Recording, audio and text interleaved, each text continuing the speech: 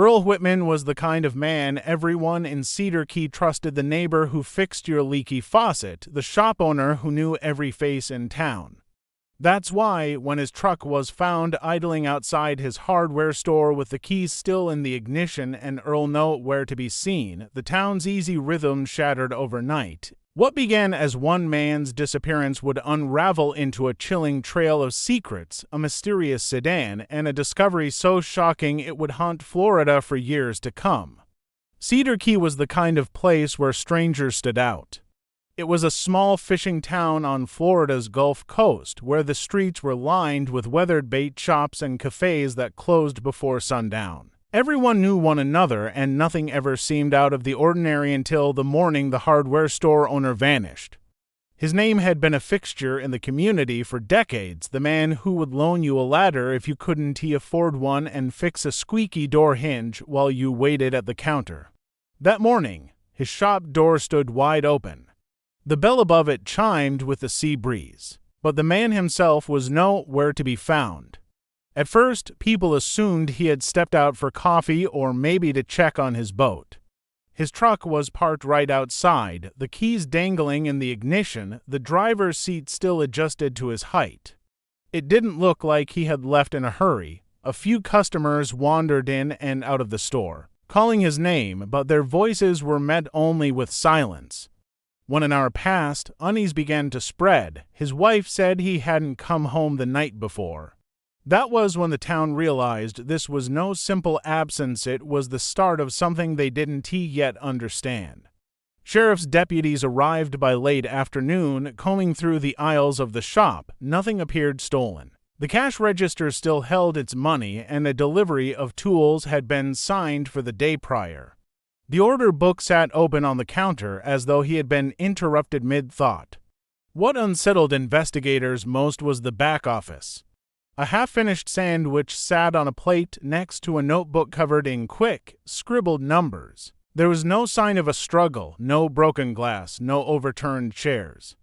It was as if he had walked away voluntarily, only no one could explain why he would do such a thing. Word spread quickly through Cedar Key, and neighbors gathered in small groups outside the shop, whispering theories.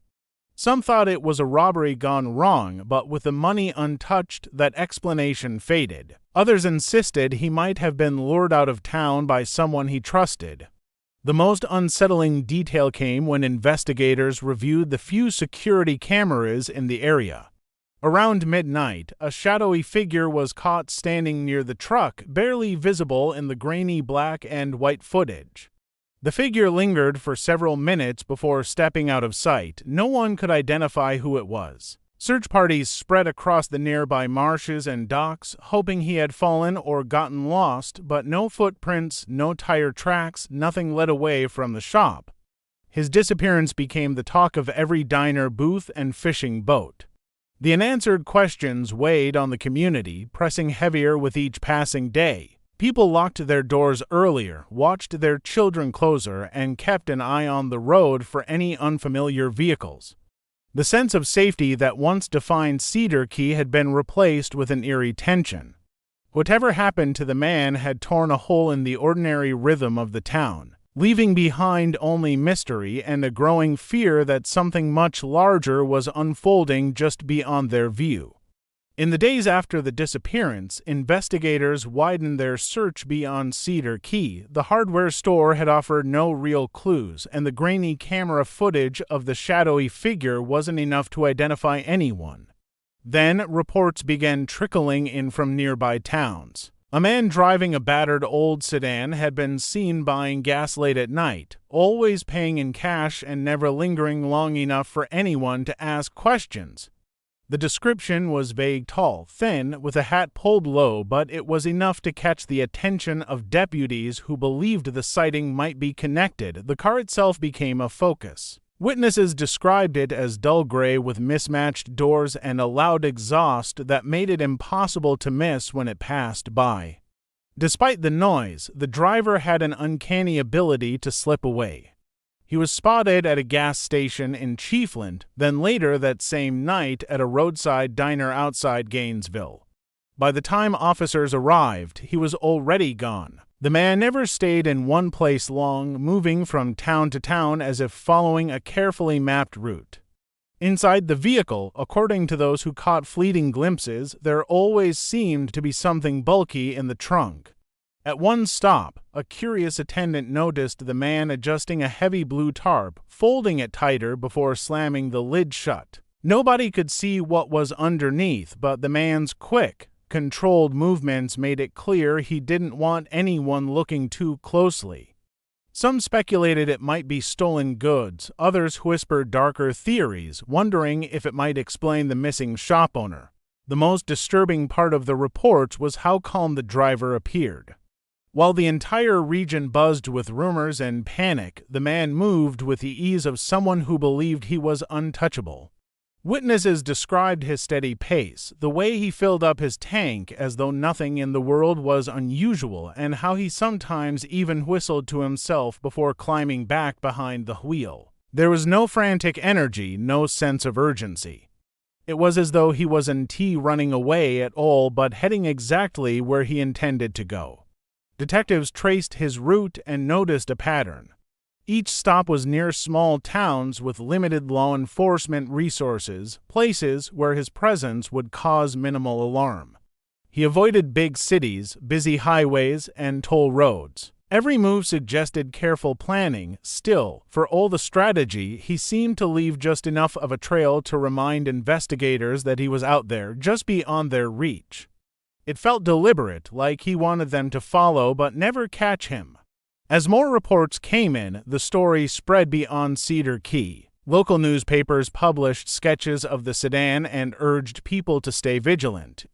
Yet every time the man was nearly caught, he vanished into the Florida backroads, swallowed up by swamp and pine forest. The sense of dread deepened with each failed attempt to stop him.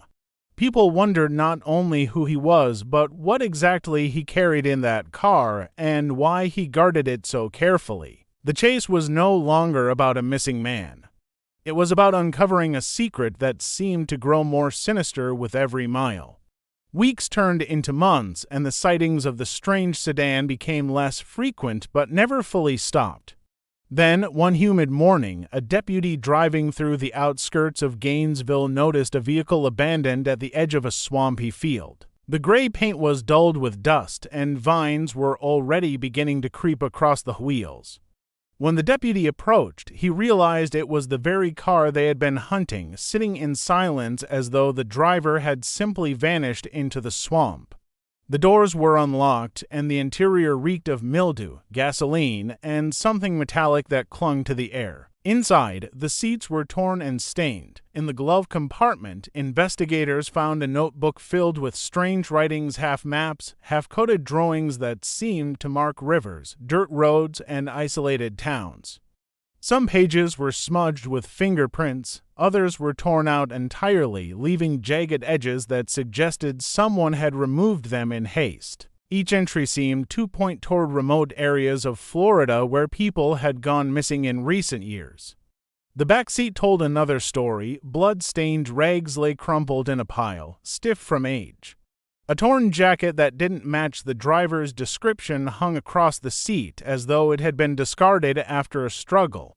Tucked into the side pocket of the door was a driver's license belonging to a man reported missing nearly a year before the hardware store owner disappeared. The discovery shifted the investigation from suspicion of theft to the certainty of violence. This was no ordinary drifter. Whoever had driven the sedan had been carrying a history of crimes with him, and the car itself was now the key to uncovering the truth. The trunk became the most chilling part of the search. At first glance, it seemed ordinary, just the spare tire, the jack, and a blue tarp carefully folded against the back. But when investigators unrolled it, they noticed dark stains that had seeped deep into the material. Underneath the tarp were boxes, each one filled with small personal belongings. Nothing of obvious value, no stacks of money, no electronics, just fragments of ordinary lives. Every item told a story: a broken wristwatch, a locket with a faded photo inside, a set of keys still attached to a grocery store rewards card. Some belonged to people whose families had reported them missing months, even years earlier. Each box had a slip of paper tucked inside with a date and a location written neatly in ink, as though the driver had been cataloging his collection. The field where the car had been found was combed for evidence, but the wet earth revealed little. No footprints led away from the vehicle, and no tire tracks suggested another escape. It was as though the driver had stepped out of the sedan and vanished into thin air. The unsettling quiet of the swamp only deepened the mystery. For investigators, the car wasn't just a getaway vehicle, it was a mobile archive of secrets, a silent witness to crimes stretching back years. What they had uncovered suggested a larger pattern, one that hinted at a hidden trail of disappearances stretching far beyond Cedar Key. When investigators hauled the sedan back to a secure facility, they began the slow, methodical process of cataloging everything inside. What had first looked like a trunk full of random clutter soon revealed a carefully organized system. The boxes were stacked in order, each marked with a handwritten label. The handwriting was neat and deliberate, the kind of script that suggested patience rather than panic. One by one, the boxes were opened, and each revealed something more unsettling than the last. The first contained wallets, some cracked with age, others still holding credit cards and receipts that showed the final moments of a person's everyday routine. The second held jewelry, rings, necklaces, and watches, each piece separated into its own envelope as though they were part of a collection. There were also photographs, some torn, some intact, showing smiling faces now tied to missing persons reports across the state. It became clear these weren't random thefts. Every item had been chosen, kept, and recorded with precision. The deeper investigators dug, the more disturbing the picture became. In one box, they found scraps of newspaper articles clipped out and stored alongside the personal belongings. Each article corresponded to a disappearance. Some were well-known cases that had unsettled Florida communities, others had barely made the local paper. The dates written on the slips of paper matched the dates of these vanishings almost perfectly. It was no coincidence the driver of the sedan had been collecting not just possessions but evidence of his own trail. What puzzled detectives most was the absence of money or valuables that could be resold. Nothing in the trunk suggested profit or desperation. Instead, it felt ritualistic, as if each item represented a milestone in the man's hidden life. The oddliness was chilling. Even the blue tarp seemed to serve a purpose beyond concealment. It was folded and refolded with such care that it seemed part of the process rather than a simple cover. Forensic teams studied the items, and connections began to emerge. The locket belonged to a woman who had gone missing near Ocala. The wristwatch was traced back to a fisherman last seen in Homosassa. Keys matched addresses scattered across rural Florida, places now linked by the mysterious maps found in the glove box. The car was no longer a single crime scene. It was a roadmap of countless others. As news of the discovery spread, families of the missing came forward, hoping to recognize something that belonged to their loved ones. The evidence room filled with grief and disbelief as each box was examined. For many, this was the first tangible trace of someone who had vanished years before.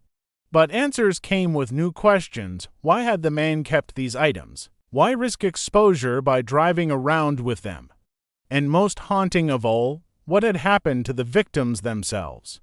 The sit-in offered no clear answers, only fragments of a puzzle that seemed to grow larger with every revelation. Each object carried the weight of a story cut short, and together they painted the image of a person who had acted in chaos but with disturbing intent. The car, once dismissed as a rusted vehicle abandoned in a swamp, had become something far darker, a carefully curated archive of loss, kept hidden in plain sight until the day it was found. The investigation into the sedan reached its most unsettling turn when forensic analysts ran fingerprints from the trunk, glove compartment, and door handles. The results stunned everyone involved. The prints matched a man who had been declared dead 5 years earlier in a boating accident off the coast of St. Augustine. According to official records, his body had never been recovered, but the case had been closed after weeks of searching the ocean yielded nothing. The discovery overturned everything investigators thought they knew. The so-called accident now appeared to be a carefully staged disappearance. The man's background offered troubling insight. Before his supposed death, he had worked a series of short-lived jobs, never staying in one place long. Neighbors from his past described him as quiet but peculiar, someone who kept to himself and never formed close ties. There had been whispers of strange behavior, like driving late into the night with no clear destination or obsessively studying maps of rural backroads. None of it had seemed alarming at the time, but looking back, it suggested someone preparing for a life lived in shadows. What unsettled investigators most was how easily he had vanished into a new identity. For 5 years, communities believed he was gone, mourned by distant relatives and forgotten by most. Meanwhile, he had been roaming Florida, building his collection of trophies inside the sedan, leaving behind a trail of disappearances with no obvious connection until the car was discovered. The accident on the water had not been a tragic end, it had been the perfect cover for a second life. Detectives pieced together the timeline and realized the disappearances across the state fit neatly into the years following his supposed death. Each year, at least 2 or 3 people went missing in remote areas of Florida. None of the cases had been linked before, but the car provided the missing thread. The notebooks filled with maps and codes were no longer meaningless scribbles. They were a record of where he had been, a guide to his movements. Some symbols even pointed to locations investigators had never searched, places that might still hold traces of the missing. The revelation shook communities across the state. Families who had clung to hope were now confronted with the reality that their loved ones may have been part of a years-long pattern orchestrated by someone they believed had died long ago. News stations broadcasted images of the sedan, the boxes, and the strange notebook, calling it one of the most bizarre cases in Florida's history. The mystery captured national attention, but even with the evidence, the man himself remained missing. The swamp where the car was found was searched for weeks. Dive teams combed the water and helicopters scanned the dense vegetation, but no trace of him appeared. It was as if he had once again slipped through the cracks, leaving only the shell of his crimes behind. The most chilling possibility was that he was still out there, watching the search, blending into another small town, preparing another life just as carefully as before. The sedan had revealed his secret past, but his future remained a haunting uncertainty.